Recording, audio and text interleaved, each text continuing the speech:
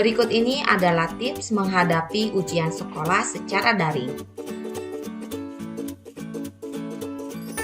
Pelajari kisi-kisi yang diberikan oleh gurumu. Perbanyak latihan soal berdasarkan kisi-kisi yang diberikan. Coba latihan soal secara mandiri. Bertanya kepada guru jika ada konsep yang belum kalian pahami. Cek perangkat yang digunakan seperti baterai, koneksi internet, dan jangan lupa berdoa. Selamat mengikuti ujian sekolah, tetap semangat, dan Tuhan memberkati.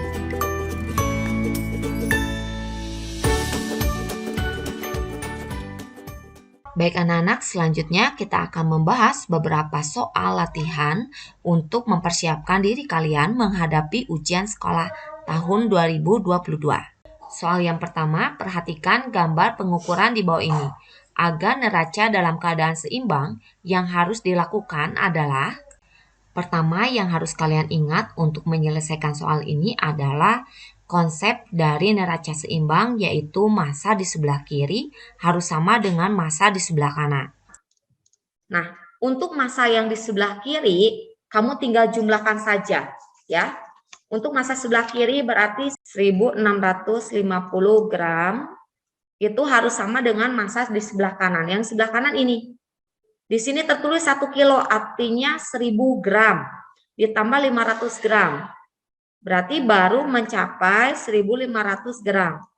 Ditambahin X, ya. Nah, X-nya tuh harus berapa sih kira-kira? Nah, berarti tinggal dikurangi 1650 dikurangi 1500.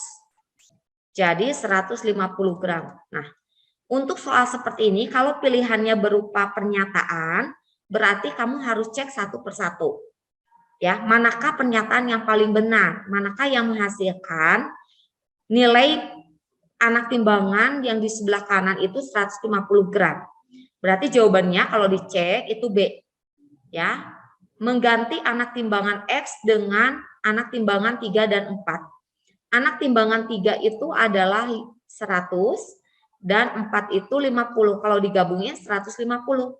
Kemudian soal nomor 2. Perhatikan grafik berikut ini. Ini adalah grafik pemanasan es.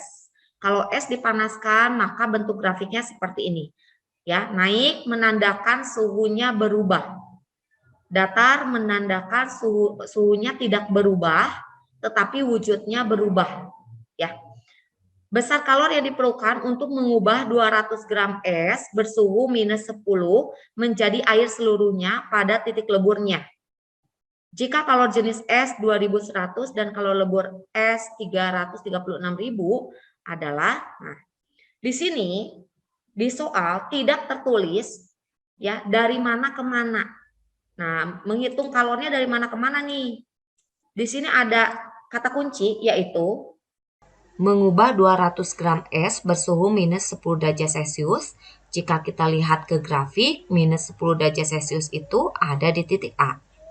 Menjadi air seluruhnya pada titik leburnya. Lalu di manakah titik ketika es berubah menjadi air seluruhnya? Nah, itu titiknya ada di C. Kenapa? Karena kalau kita lihat prosesnya, titik A itu masih es, suhunya minus 10, kemudian naik, menuju titik B itu juga masih menjadi es, tapi suhunya sudah mencapai 0 derajat Celcius.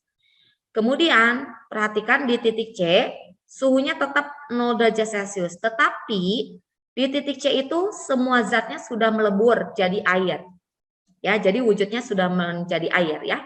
Jadi, dari mana ke mana di sini? Karena di soal tidak diketahui dari A menuju C, kamu harus analisa. Ya, kalau menjadi air seluruhnya pada titik leburnya berarti sampai ke titik C. Berarti hitunglah kalor dari A sampai ke C.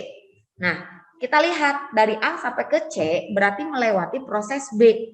Berarti cari dulu QAB sama dengan, karena grafiknya naik, berarti menggunakan rumus macet. MC delta T. Kemudian lihat wujudnya. Di sini titik A S, titik B juga S. Berarti wujudnya berupa S. Maka kalau jenis yang kita gunakan adalah es, karena kalau jenis itu ada sesuai dengan jenisnya ya. Ada es, ada air, itu berbeda. Kemudian untuk mencari QBC ya, QBC perhatikan, grafiknya datar. Menandakan bahwa wujudnya itu berubah sedangkan suhunya tidak berubah. Wujudnya itu berubah dari es menjadi air, artinya mencair. Maka diperlukan kalor sejumlah M kali L.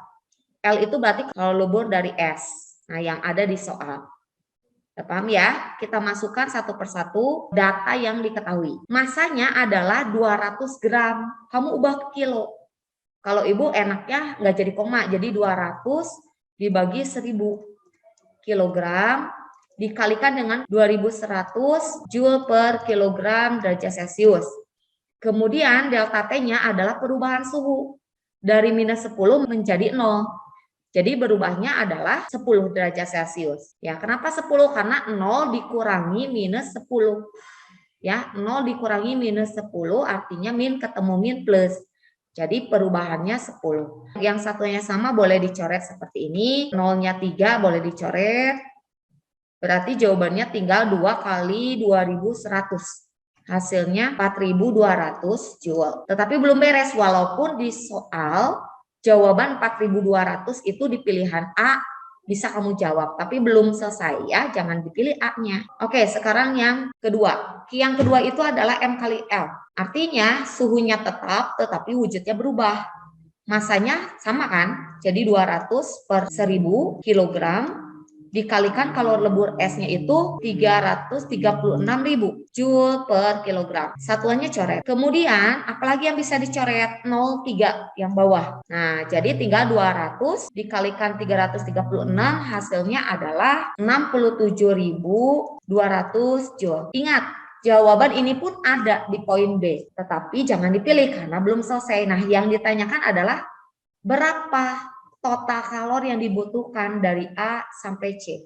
Berarti tinggal dijumlah QAB ditambah dengan QBC. Berarti 4.200 ditambah dengan 67.200. 71.400 Joule. Ya, atau 71,4 kilojoule. Dua orang yang masing-masing memiliki gaya dorong 200 Newton dan 100 Newton. Jadi orang ini mendorong dengan gaya 200 Newton dan 100 Newton. Mengalami kesulitan dalam mendorong mobil yang mogok. Untuk membantu dua orang tersebut, ada 5 orang dengan gaya dorong yang masing-masing terdapat pada tabel. Ya, untuk membantu Budi ada 5 orang dengan kemampuan dorongan yang maksimum seperti tabel seperti ini ya.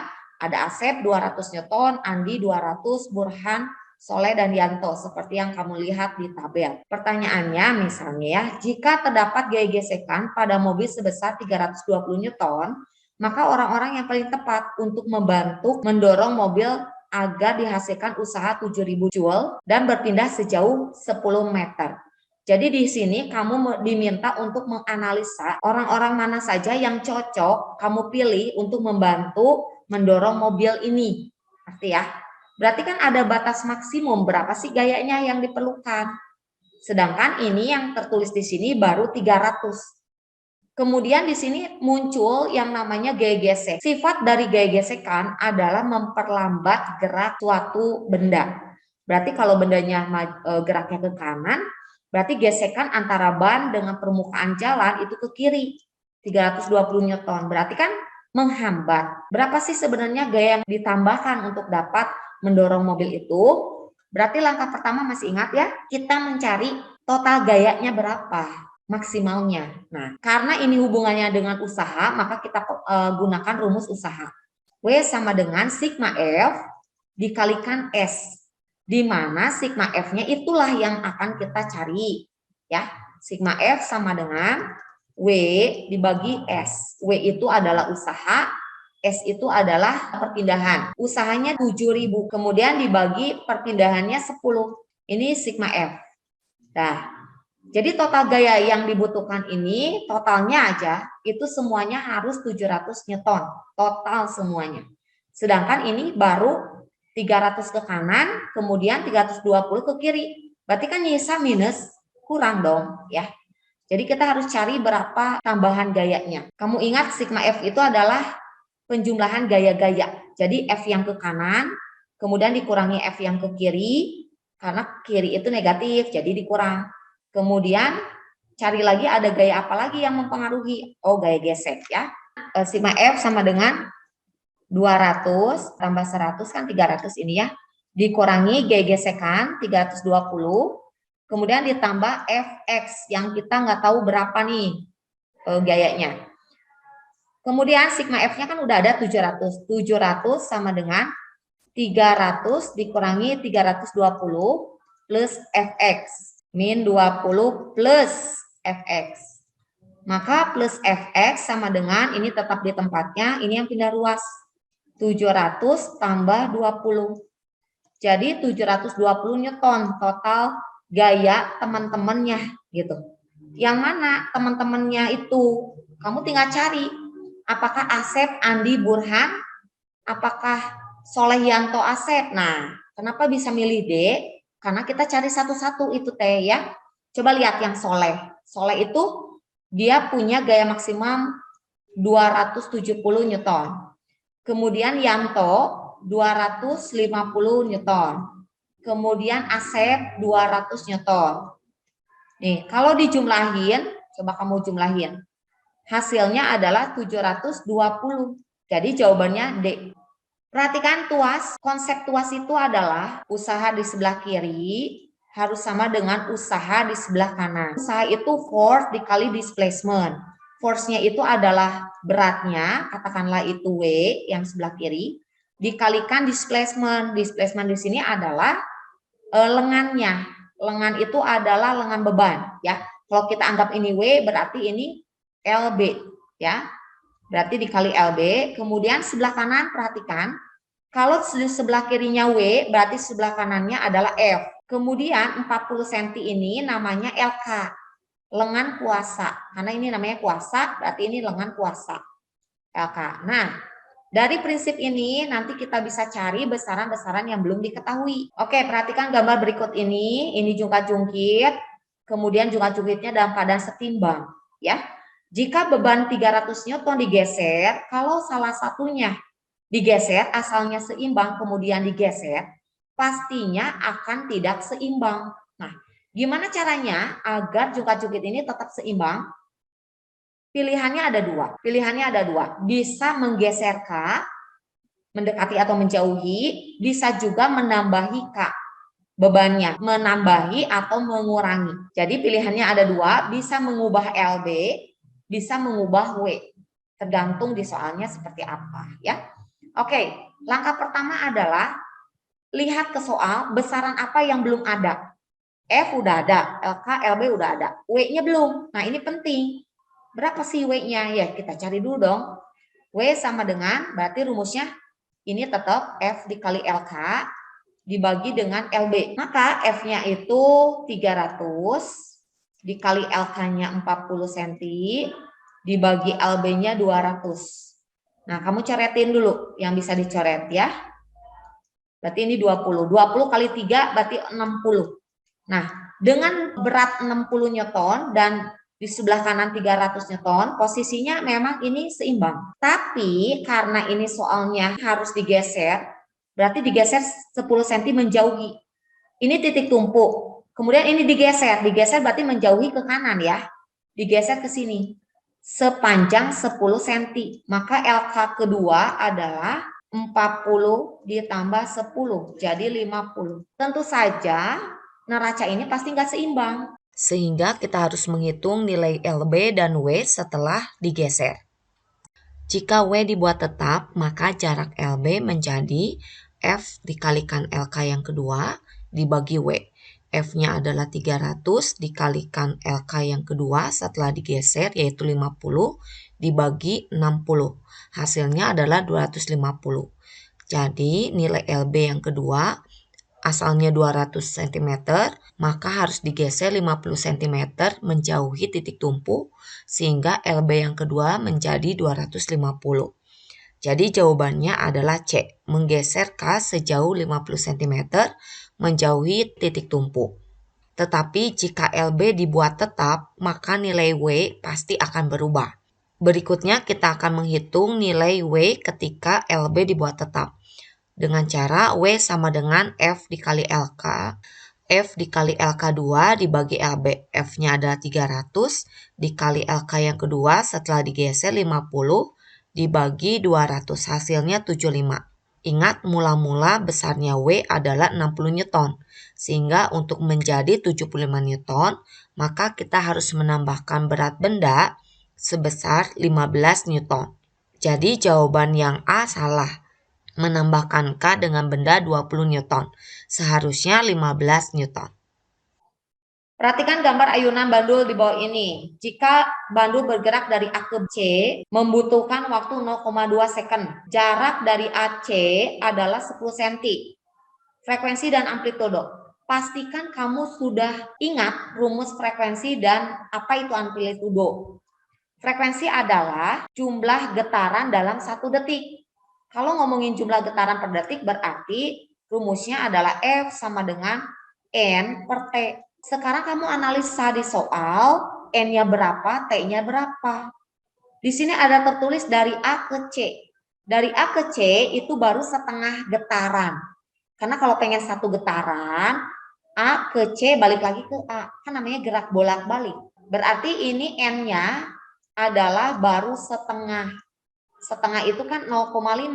Boleh kamu tulis. Kemudian waktu 0,5 itu berapa? Nah ini T kecil bukan T besar ya. Adalah 0,2. Nah berapakah ini? Kamu tinggal coret. 5 bagi 2, 2,5 kan? Kamu tinggal eliminasi pilihan yang lain. Nah, tinggal cari tahu apa itu amplitudo. Amplitudo atau simbolnya A adalah simpangan terjauh. Jadi A, B, atau B, C. Nah, di sini dari A ke C itu adalah 10 cm. Berarti setengahnya dong. Ya, setengahnya dari 10. Jadi 5. Jadi jawabannya C ya. Ini salah ya, bukan D ya. Tapi jawabannya C. Soal selanjutnya, sebuah kapal memancarkan sinyal bunyi ke dasar laut R dan S seperti yang ditunjukkan pada gambar. Bunyi pantul dari S tertangkap kembali oleh kapal 2 detik sesudah sinyal dipancarkan. Dan bunyi pantul dari posisi R tertangkap kembali oleh kapal 3,5 detik sesudah sinyal dipancarkan. Jika cepat rambat bunyi di air saat itu adalah 1500 meter per second, hitunglah selisih kedalaman R dan S.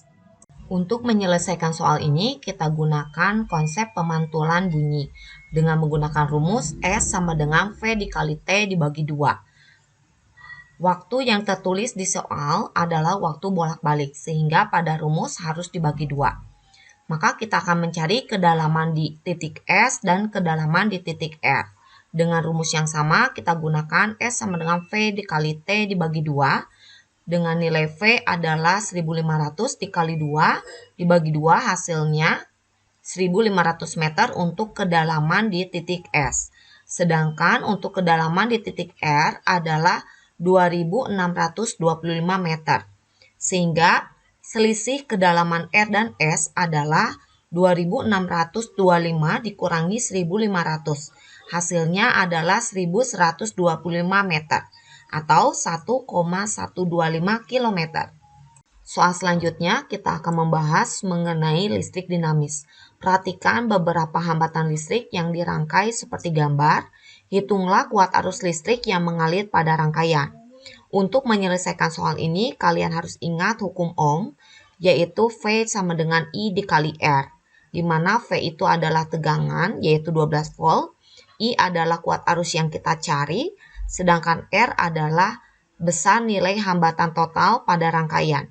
Jadi, untuk menyelesaikan soal ini, kita harus menghitung terlebih dahulu hambatan total dari rangkaian tersebut. Untuk menghitung hambatan total pada rangkaian, kita selesaikan satu persatu, yaitu kita selesaikan terlebih dahulu hambatan yang dirangkaikan secara paralel, yaitu dengan cara 1 per Rp sama dengan 1 per 6 ditambah 1 per 6. Hasilnya adalah 2 per 6, jangan lupa dibalik, jadi Rp sama dengan 6 per 2, yaitu 3 ohm. Kemudian selanjutnya untuk menghitung hambatan total akan diselesaikan secara seri. yaitu 4 tambah 3 tambah 1. Hasilnya adalah 8. Sehingga dengan rumus hukum Ohm I sama dengan V per RT, maka kita masukkan datanya dengan V bernilai 12 volt dibagi hambatan totalnya yaitu 8 ohm. Sehingga nilainya menjadi 1,5 ampere. Soal selanjutnya, sebuah kawat penghantar memiliki panjang L dan luas penampang A dan memiliki hambatan sebesar 180 ohm. Jika kawat dengan bahan yang sama memiliki panjang 2L dan luas penampang 4A, maka hambatan kawat kedua bernilai. Untuk menyelesaikan soal ini, kita gunakan rumus hambatan kawat penghantar, yaitu R sama dengan Rho L per A, di mana R itu adalah nilai hambatan kawat penghantar, Rho adalah jenis bahan dari kawat, L adalah panjang kawat, dan A adalah luas penampang kawat. Berikut ini merupakan besaran-besaran yang diketahui di soal yang ditanyakan adalah R2. Sehingga untuk mencari R2, kita akan hitung dengan perbandingan. R1 per R2 sama dengan Rho L per A1 dibagi Rho L per A2. Di mana Rho-nya sama sehingga bisa kita coret. Maka rumusnya menjadi R1 per R2 sama dengan L1 per A1 dikalikan dengan A2 per L2.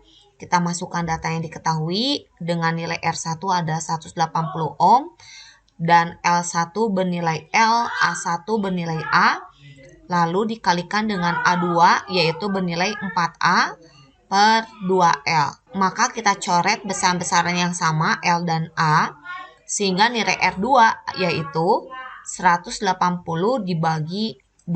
Hasilnya adalah 90 ohm. Nomor 9. Rumah Pak Budi menggunakan peralatan listrik yang terdiri dari 3 buah lampu masing-masing 20 watt, 3 lampu masing-masing 40 watt, dan semuanya digunakan selama 12 jam. Satu pompa air 250 watt digunakan 4 jam. Setrika 300 watt digunakan 2 jam. Apabila tarif listriknya Rp600 per kWh, rekening listrik yang harus dibayarkan selama 30 hari. Untuk menyelesaikan soal ini, langkah pertama yaitu mencari energi listrik yang digunakan per hari, kemudian hitunglah energi total, lalu dibagi 1000 untuk mengubah satuannya menjadi kWh. Kemudian menghitung biaya pemakaian listrik selama 30 hari. Untuk menghitung energi listrik per hari, kita gunakan rumus energi listrik yaitu W sama dengan P kali T. Kemudian, berdasarkan di soal, kita akan urutkan satu persatu alat atau peralatan listrik yang kita gunakan. W1 sama dengan 3 buah lampu dikali 20 watt dikali 12 jam, hasilnya 720 Wh. Kemudian W yang kedua masih lampu, yaitu 3 buah lampu dikali 40 watt dikali 12 jam, hasilnya 1440 Wh. Kemudian W yang ketiga yaitu pompa air, 250 watt dikali 4 jam, hasilnya 1000 Wh. Kemudian yang terakhir ada setrika 300 dikali 2 jam, hasilnya 600 Wh. Jadi energi total per hari adalah 3760 Wh. Kemudian kita ubah satuannya menjadi kWh dibagi 1000, hasilnya 3,76 kWh. Kemudian harga yang harus kita bayarkan, cara menghitungnya yaitu 3,76 kWh per hari dikali 30 hari dikali Rp600 per kWh. Maka kita bisa coret satuan yang sama, kWh dan hari. Maka biaya listrik yang harus dibayarkan selama 1 bulan atau 30 hari sebesar Rp67.680. Soal selanjutnya, perhatikan skema trafo berikut ini. Pada diagram trafo di atas, besar kuat arus primer adalah, untuk menyelesaikan soal ini, kalian harus ingat nilai perbandingan NP per NS sama dengan VP per VS sama dengan IS per IP. Kemudian, kalian pun harus ingat bagian-bagian pada trafo. Ada bagian primer, yaitu input, bersumber pada tegangan PLN, sedangkan bagian sekunder yaitu output terhubung pada hambatan listrik atau alat elektronik. Diketahui di soal nilai VP adalah 100 volt dan VS adalah 50 volt. Jika kita lihat berdasarkan apa yang diketahui, maka jenis trafo tersebut adalah step down. Trafo yang berfungsi untuk menurunkan tegangan listrik. Kemudian di soal tertulis IS sama dengan 0,4 ampere. Sehingga melalui perbandingan VP per VS sama dengan IS per IP, kita dapat mencari nilai IP. Jadi kita masukin data dengan nilai VP adalah 100 per 50 sama dengan 0,4 dibagi IP. Maka kuat arus primer adalah 50 kali 0,4 dibagi 100. Hasilnya adalah 0,2 ampere. Perhatikan skema trafo berikut ini. Jika perbandingan jumlah lilitan primer dan sekunder adalah 400 banding 1, hitunglah daya sekunder dan jelaskan jenis trafo tersebut. Untuk menyelesaikan soal ini, kita masih menggunakan perbandingan NP per NS sama dengan VP per VS sama dengan IS per IP. Kemudian untuk mencari nilai daya sekunder, maka kita gunakan rumus P sama dengan V dikali I, di mana P-nya itu ada daya sekunder dengan simbol PS, dan V adalah tegangan sekunder atau VS, dan I adalah kuat arus sekunder atau IS.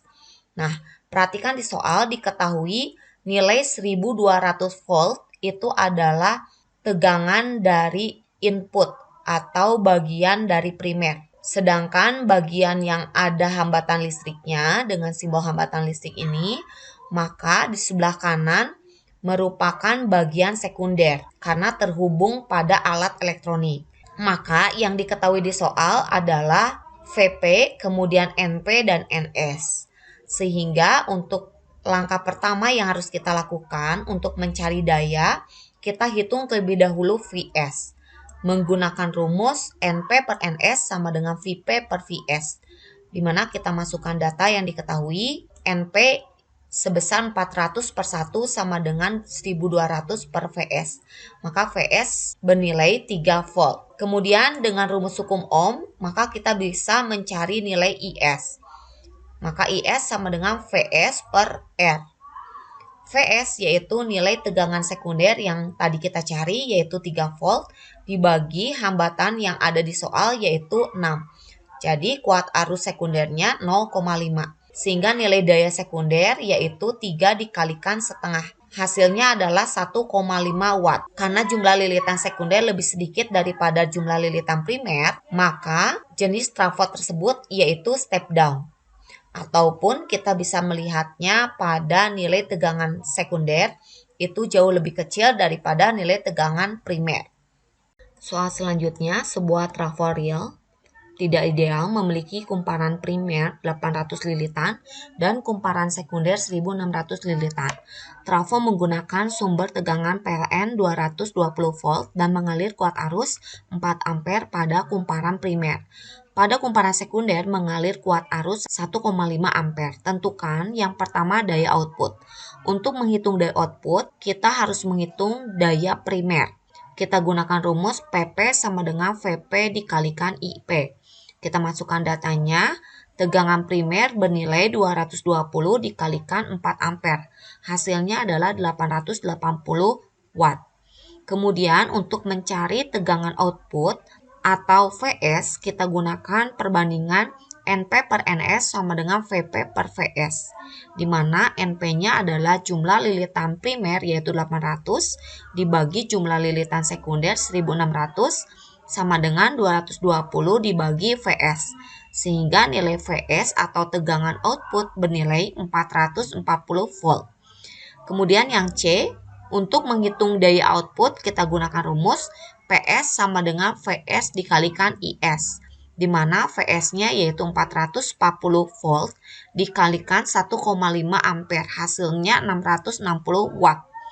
Kemudian untuk mencari efisiensi, kita gunakan rumus PS per PP dikali 100%. Maka nilai PS-nya adalah 660 watt dibagi 880 watt dikali 100%. Hasilnya efisiensi trafo tersebut bernilai 75%.